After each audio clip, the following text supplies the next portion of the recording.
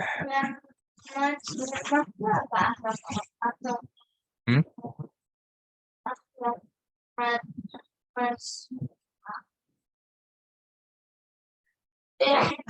Ya, assalamualaikum warahmatullahi wabarakatuh. Selamat malam dan salam sejahtera buat kita semua. Waalaikumsalam warahmatullahi wabarakatuh. Malam. Baik, adik-adik semua. Malam ini kita melanjutkan perkuliahan kita, ya. Karena perkuliahan pada siang hari agak sedikit ini ya, terutama di bulan puasa. Jadi kita mengambil kuliah online-nya di malam hari saja, ya. Topik yang kita angkat hari ini adalah meneruskan perkuliahan kita minggu lalu, ya. Nah, selanjutnya kita masuk kepada slide yang ke-24 ya. Nah, ini berkaitan dengan contoh arus data atau traffic pada media penerima ya. Jadi media penerima itu disebut dengan sinks ya. Dan lambangnya seperti yang dilihat di sini ya. Lingkaran di mana di tengahnya ada gambar apa ya? Bintang ya. Nah, biasanya warna bintang lambangnya seperti ini ya. Nah, jadi kalau kita melihat arus data atau traffic ya pada media terima itu seperti yang terlihat pada gambar ya. Nah, di sini ada jaringan ya. Terus pada jaringan ini datanya bisa berupa ini ya, voice ya, video. Nah, ini masuk pada data sync ya. Ini untuk media penerima. Terus selanjutnya untuk perangkat-perangkat penyimpanan ya, storage device itu dari jaringan bisa berupa data ataupun video. Nah, untuk video editing ya. Nah, arus datanya dari jaringan ya berupa video. Sedangkan untuk video display arus datanya berasal dari jaringan itu juga dalam bentuk video. Untuk user device ya perangkat-perangkat pengguna. Nah, di sini arus datanya ya itu dari jaringan ya berupa data yang mana di dalamnya termasuk data VoIP ya, Voice on Internet Protocol, dan juga di dalamnya ada video. Nah, contoh sumber data dan media penyimpanan dalam proses migrasi data ya. Nah, biasanya menggunakan dua jenis aplikasi. Aplikasi pertama adalah migrasi data pada pengguna dan perangkat lainnya di setiap kampus. Sedangkan untuk aplikasi yang kedua, itu merupakan migrasi data yang telah dikumpulkan selama periode waktu tertentu, ya, misalnya 1 hari, 1 minggu, ya, 1 bulan, 1 tahun, dan lain sebagainya, dari sebuah server kampus pusat ke server penyimpanan di kampus lainnya. Ya. Nah, jadi terdapat dua jenis aplikasi ya di dalam bentuk migrasi data. Ada yang migrasi datanya secara langsung dan ada migrasi data yang dikumpulan terlebih dahulu dalam satu periode waktu tertentu. Nah, kita lihat dari kampus ini ya, dari migrasi data dari kampus pusat ke kampus utara. Nah, kita lihat di sini ya, Central Campus ya, migrasi datanya ke kampus utara, North Campus. Nah, di sini kita melihat ya, nah terdapat media penerima pada masing-masing kampus ya, pada Central Campus itu terdapat di titik ini ya, terdapat 40 user ya atau komputer pada bangunan ini. Terus juga pada bangunan kedua terdapat 67 komputer untuk media penerima.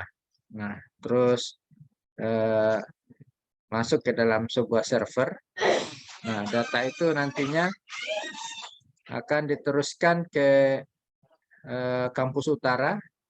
Nah, di sini ada logo untuk data sync ya.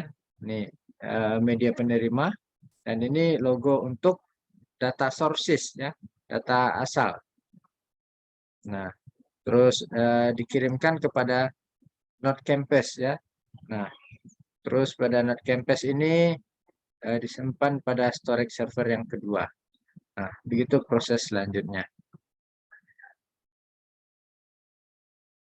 Nah, untuk migrasi data dari kampus utara, ya ini dari Node Campus ke kampus selatan, ya ini kampus selatan South Campus, itu juga menggunakan dua pilihan ya.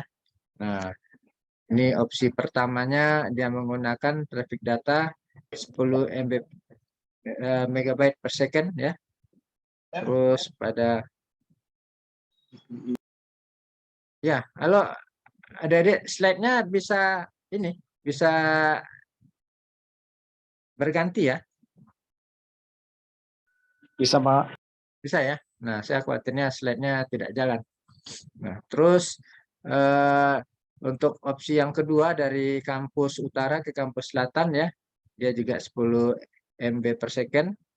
Nah, di sini dia akan data sources itu ya, data asalnya dikirimkan melalui PC yang ada di Node Campus, terus masuk ke PC ya atau Node komputer yang pada kampus selatan ya. Ini tanda media penerima ya atau sinks. Nah, ini terdapat dua jenis aplikasi yang digunakan.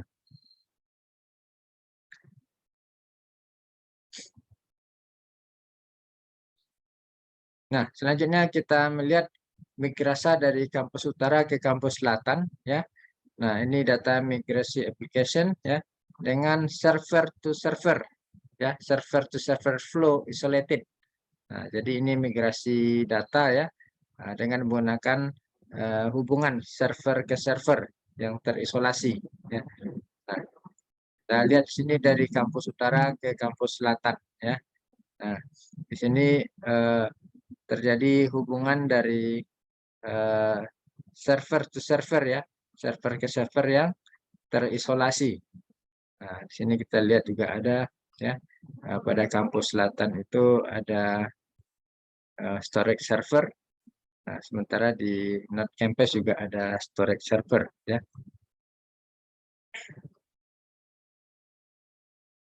Nah, selanjutnya adalah flow models ya. Bentuk-bentuk dari arus data atau traffic data itu sendiri. Nah, flow models ini bisa dalam bentuk peer-to-peer ya atau client server ya. Yang ketiga adalah hierarchy client server, dan juga bisa dilakukan dengan distributed computing ya. Nah, jadi untuk flow models itu ada 4 model.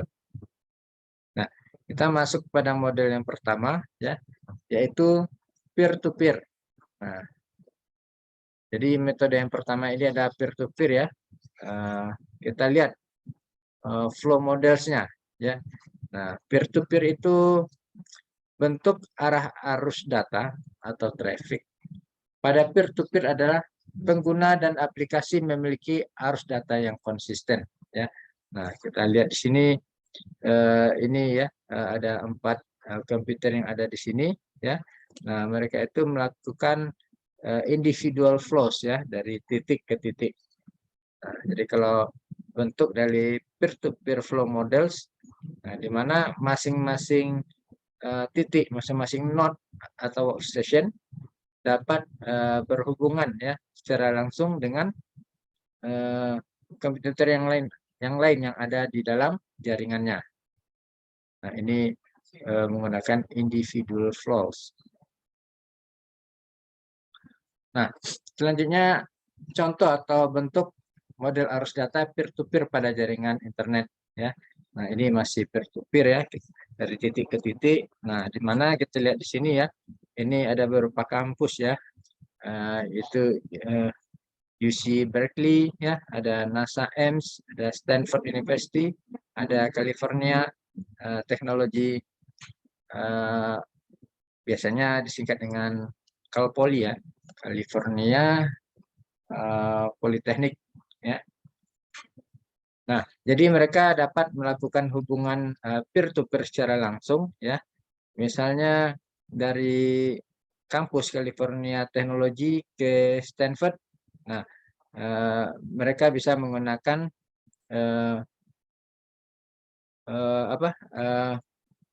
konfigurasi FTP ya. Nah, terus bisa juga menggunakan aplikasi Telnet. Nah, ini untuk peer-to-peer ya, titik ke titik. Nah, bagaimana contoh bentuk atau model arus data secara peer-to-peer pada pembelajaran jarak jauh? Nah, kita melihat di sini ya. Nah, di sini ada telelearning server ya, yang seolah-olah bertindak sebagai seorang guru. Nah, terus di kaitannya adalah dengan student ya, atau mahasiswa-mahasiswa yang melakukan pembelajaran jarak jauh yang mengakses langsung telelearning server. Nah, selanjutnya adalah flow models ya, model alirannya client server. Nah, bentuk arus data client server memiliki dua arah ya, antara klien dan server dalam bentuk permintaan request dan tanggapan atau respon. Nah, kita lihat di gambar ini ya, terdapat 3 klien yang ada. Nah, mereka akan melakukan komunikasi menggunakan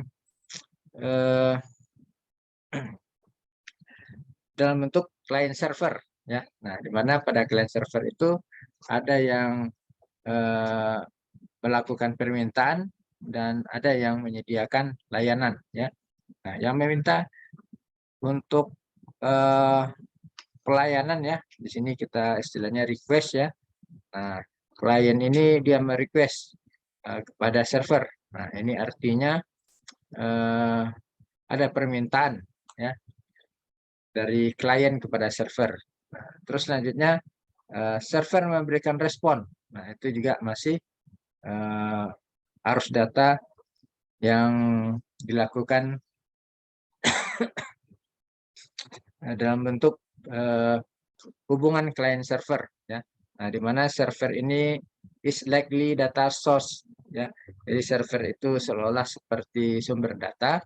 Nah, sedangkan klien 1, 2 dan 3 itu seolah-olah mereka itu adalah perangkat-perangkat yang meminta layanan dari sebuah server. Nah, jadi ada permintaan, request ataupun respon dari workstation yang ada. Nah, selanjutnya adalah contoh arus pada client server ya. Nah, ini dilihat dari proses pengeditan video. Nah, di atas ini video server ya. Terus di sini video editing station 1, station 2, station 3 ini adalah bertindak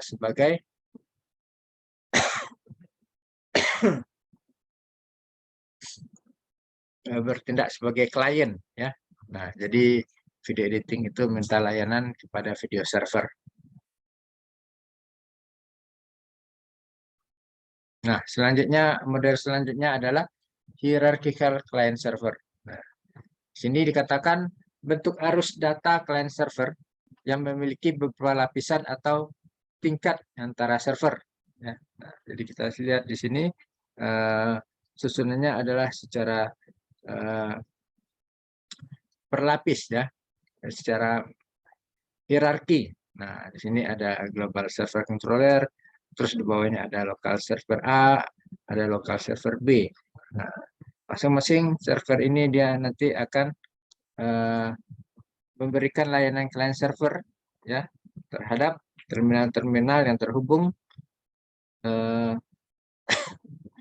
terhubung langsung kepada server. Selanjutnya adalah contoh arus data hierarchical client server. Pada tingkatan layanan web menggunakan Content Delivery Networks ya atau CDN dan mirror ya duplikasi server untuk bermigrasi konten web antara server dan penyedia akses lokal bagi pengguna. Selanjutnya contoh arus data hierarchical client ya kita lihat di sini.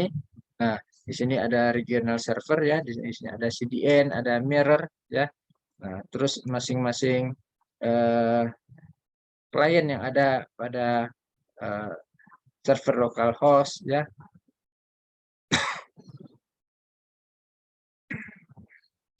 Nah, jadi mereka melalui hierarki ya, peringkat. Nah, misalnya kita mau mengurus apa ya, membuat KTP misalnya ya. Nah, tentunya kita harus melakukan pengurusan administrasi dan dokumen ya, mulai dari lurah, kecamatan ya, dan lebih jauh ke atasnya lagi. Nah, jadi ini untuk model hierarchical client server.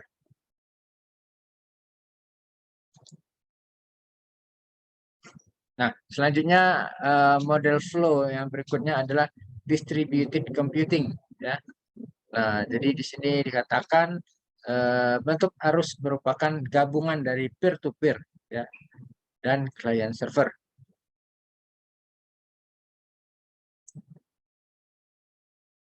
Nah, kita lihat di sini ya pada bagian client ataupun workstation ya. Masing-masing node ini terjadi interaksi hubungan secara langsung ya. Nah, sementara dari computing node ini dengan task server maka dilakukan proses request.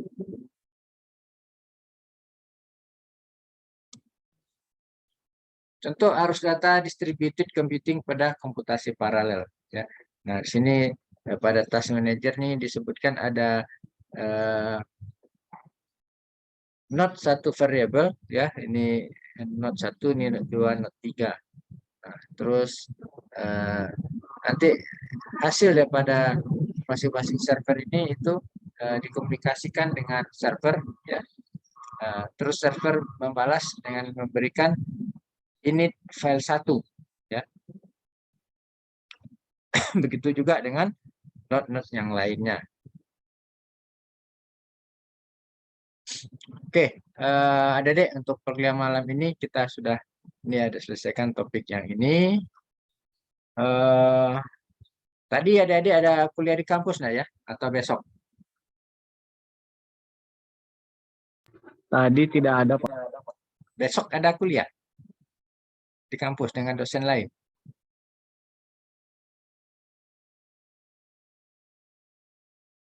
Tidak ada, Pak. Tidak ada ya.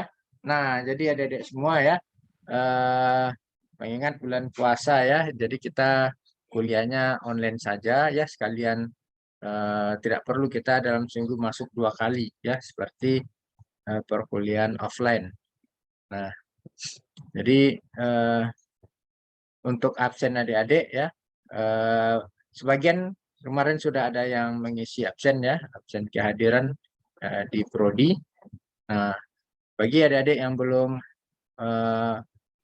memberikan absensi ya, silahkan datang ke prodi, admin prodi ya, Bang Zainal itu minta absen mata kuliah ya untuk adik-adik tanda tangani.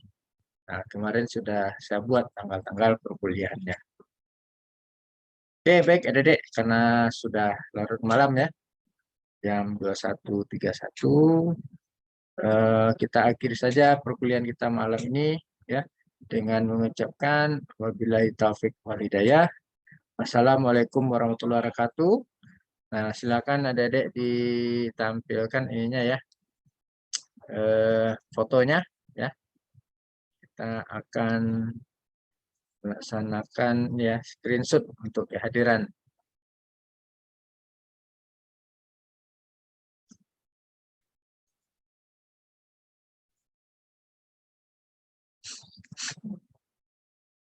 Nah, ini Al Hanif, kenapa berantakan sekali rambutnya itu? Belum sisir dia. Nah, oke ya. Kita screenshot ya, screenshot kehadiran. Oke, saya hitung sampai 3 ya. 1, 2, 3. Oke, baik. Oke, saya adik semua ya. Kita jumpa minggu depan ya. Kita tutup pertemuan malam ini dengan mengucapkan wabillahi taufiq wal hidayah. Assalamualaikum warahmatullahi wabarakatuh. Selamat malam dan salam sejahtera buat kita semua. Waalaikumsalam warahmatullahi wabarakatuh. Terima kasih, Pak.